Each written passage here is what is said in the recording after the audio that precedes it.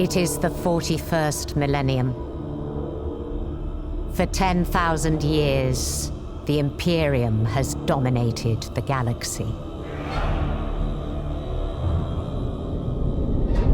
There is only war.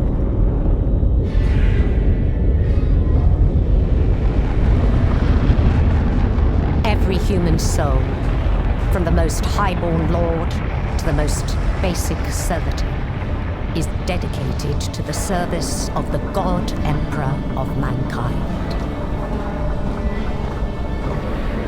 The Imperium's battle fleets and armies, from the conscripted soldiers of the Astra Militarum to the elite space marines of the Adeptus Astartes, keep humanity safe from alien threats and cosmic horrors beyond imagining.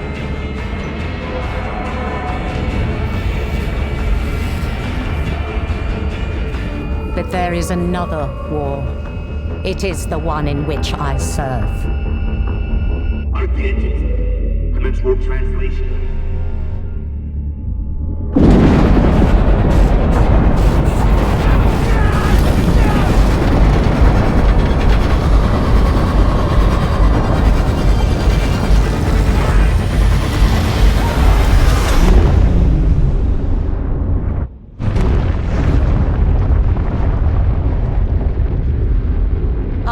Is not one of battlefields and fleet engagements. It is waged by the dedicated agents of the Imperial Inquisition. It is fought in the cities and hives of the Imperium. In the back streets and the forgotten sublevels. In hive cities like Tertium. We are surrounded! Don't get overrun!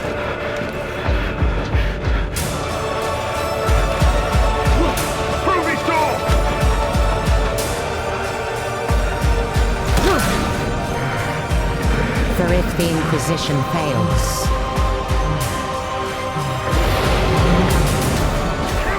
if we fail, the Imperium falls with us. Right, so a bit of an unexpected video today. I didn't anticipate doing this. I was working away on a video which is going to be dropping tomorrow, by the way. And then suddenly, out of nowhere, we get this brand new Darktide cinematic. And it is beautiful. This is a cinematic masterpiece. It's beautiful, and I really felt like I had to get something up and talk about this on the channel. And I think you'll appreciate, I don't really do that very often whenever some of these new things just pop up, but this one was amazing. I'm not going to go overboard here because sometimes people can get a little bit crazy when it comes to breaking down trailers or cinematics and stuff like this. We're just going to take a look at this. We're just going to have a think about it. Obviously, Darktide is coming out this month and I've got some more stuff on the way, but don't worry, of course, I've got plenty of lore stuff planned in between, so it's kind of an ongoing thing. Of course, the big notice that's touted off of this, if you didn't already know, is that if you had happened to pre-order the game, apparently you'll be able to play early from the 17th. I don't think it's 100% confirmed that progression will roll over into the main game, but if you're playing early, I think that's pretty heavily implied, and I'm sure that's what they're aiming for. So to begin with, we just get this beautiful galactic starscape as we're panning across here.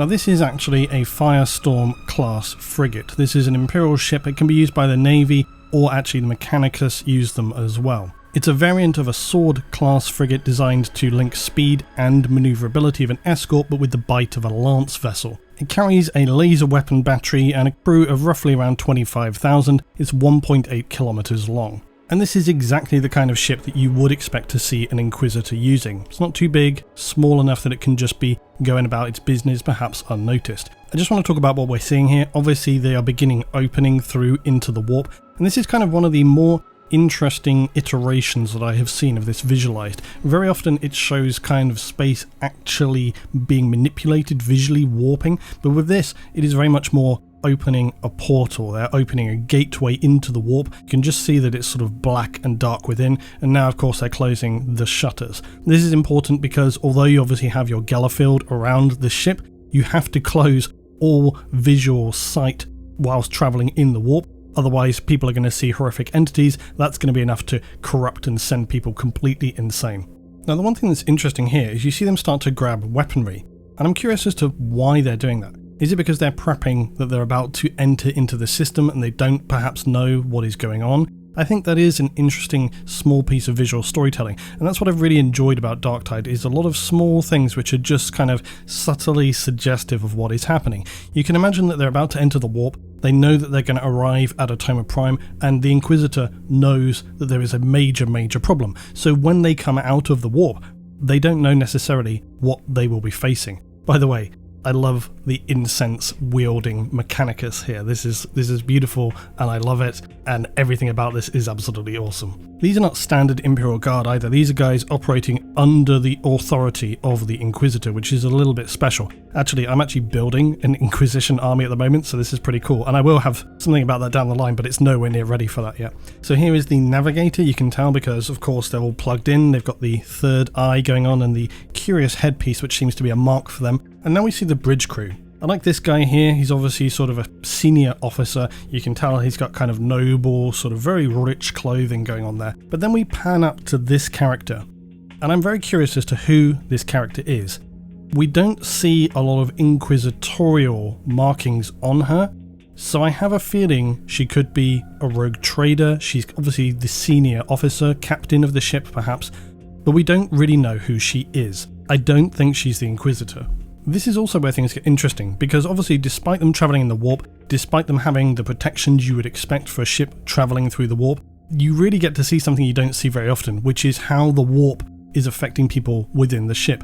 You see kind of reality overlaying, breaking apart. There's obviously some chaos monstrosities here, and you can see the warp trying to like break in from the outside, people kind of starting to lose their minds.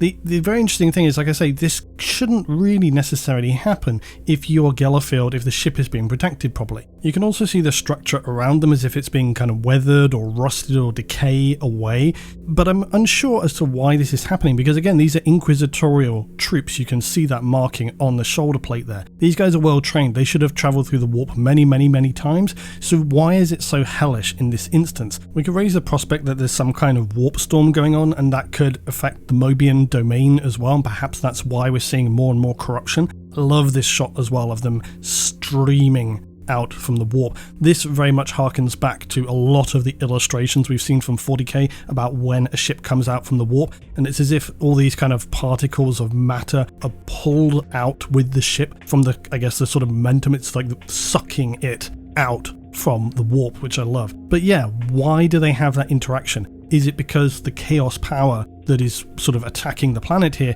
is so powerful, there's warp storms going on, that's affecting the ship as well? Unknown really. So now we come into seeing the planet itself at Toma Prime and Tertium Hive. It's obviously going to be some beautiful future stock for me for videos. And the Inquisitor, or whoever she is, the captain, is giving us this monologue about what their role is for the Imperium. But look at this Hive City. Look at the scale, and it's just rendered so fantastically well. But yes, I don't know entirely who that character is. I didn't think we were ever going to really see the Inquisitor in this, and it's why it makes me wonder if she is not just perhaps the captain. Because often you will have an Inquisitor, Space Marine captain, whoever is the sort of senior Imperial figure, but they won't necessarily actually be sort of in charge of the ship per se. Usually you have an Imperial Navy representative. Down here, of course, the battle's going on, so we're coming down into the Underhive. I actually think the one thing that's interesting with Tertium Hive is how spread out it is, because often you see these hive cities that are very dense and tight and they're pulled up. But with Tertium Hive, you have got that central spire, but then it spreads right out. And you actually see that when the camera panned down to come into where the guys are right here, right now, you didn't come down very far. You know, we didn't really pull down too far before we were down into this level. So it's kind of interesting when you see that with the structure of Tertium Hive, how it is spread and laid out more than perhaps other hive cities which are more pulled up and more sort of vertical. I love this little bit here, the palm scanner. This kind of reminds me sort of Alien 3, the prison colony, where they're just like, nothing much works here. It's all kind of, you know, I love that deteriorated, grimy, disgusting underhive. You know, all the technology just being kind of bastardized to get it to work. Nothing really works down there. Unreliable. You know, once you get out of the main hive area, the main hive city that's populated area, you get down into this where people are just trying to kind of keep things ticking over. And of course, that's the danger when you're in an environment like this, when you're suddenly facing chaos and all kinds of monstrosities are coming at you. You really need the things things that are around you to be functioning, like doors opening, for example. We have not seen this guy before. It's very obviously a horrifying... I mean, one thing I really like is the weight of the tentacles. They feel really weighty and chunky. So let's take another look at this. We've obviously seen the Plague Ogryn so far, we've seen the Charger, we've seen the Chaos Guardsman, but this is something else. This guy doesn't seem to be those things. It has these very weighty tentacles. It's very obviously horrifyingly corrupted by Nurgle. It is humanoid, which makes me think, is this just perhaps another iteration of a Plague Ogryn? It's obviously got shackles as well on the right arm there around the wrist. It's got a shackle on it. Did they try to restrain this? Was it some horrifying experiment, or is it just very chaosy? I actually think it's just a horrifying chaos Nurglish spawn. It's just a disgusting spawn, and look forward to fighting this guy in the game. Now, I just wanted to rewatch this character to make sure I wasn't missing anything, and I don't see any inquisitorial markings on this person here. I think she's the captain, or she's the rogue trader. That's my personal feeling toward that. I also wanted to take a look at this section again, where the sort of warp is coming into the ship somehow. Now, I don't know exactly what's going on here. I did do a little bit of double checking. If a Gellerfield is working properly, it's creating a bubble of real space around the ship. So this kind of thing you're seeing shouldn't really be happening, which is perhaps why they're looking so scared. But a Gellerfield can become weakened. It depends on how they're projecting the Gellerfield, what kind of means by which they're creating a field around the ship. For example, there was something called the Bellicane pattern Gellerfield generator. The idea with this was that it would basically allow them to sort of slip and move through the warp more easily, but unfortunately it created a kind of flicker issue where it wasn't on permanently, and this could allow entities to sort of attack the ship. But like I say, if you are using psychers to help project or reinforce your Gellerfield, it depends on what's going on with them. Sometimes a Gellerfield was created by a psyker just sort of dreaming and creating a bubble of real space around it, kept in a permanently comatose state, so it depends on the stability of issues there. Nonetheless, there is clearly stuff going on here, and the guys don't look too happy about it. Anyway, I don't think we need to go too overboard on these kind of breakdowns. I think that's good enough. I think we've seen what we've been here to see. I hope you enjoyed it. I didn't want anybody to miss this one because I think it really was very, very good. I'll have a new video coming up tomorrow. I've got some more stuff next week, and then we're basically into Darktide. So looking forward to that. Thanks for watching, guys, and as always, see you in the next one. There is only war.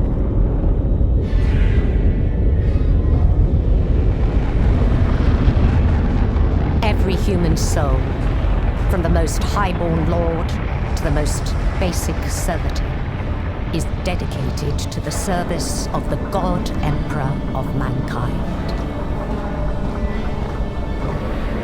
The Imperium's battle fleets and armies, from the conscripted soldiers of the Astra Militarum to the elite space marines of the Adeptus Astartes, keep humanity safe from alien threats and cosmic horrors beyond imagining.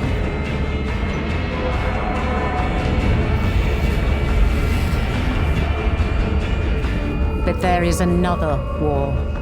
It is the one in which I serve. I get it. Commence warp translation.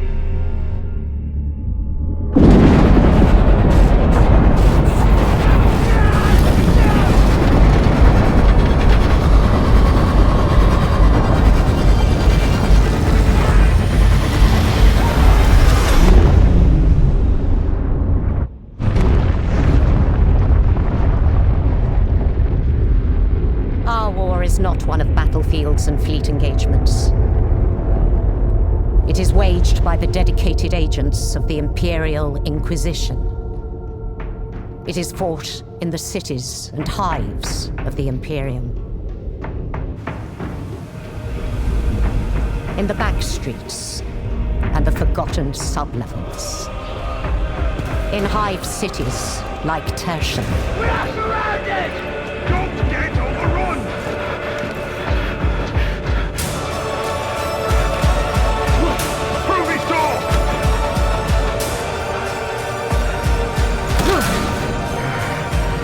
For if the Inquisition fails,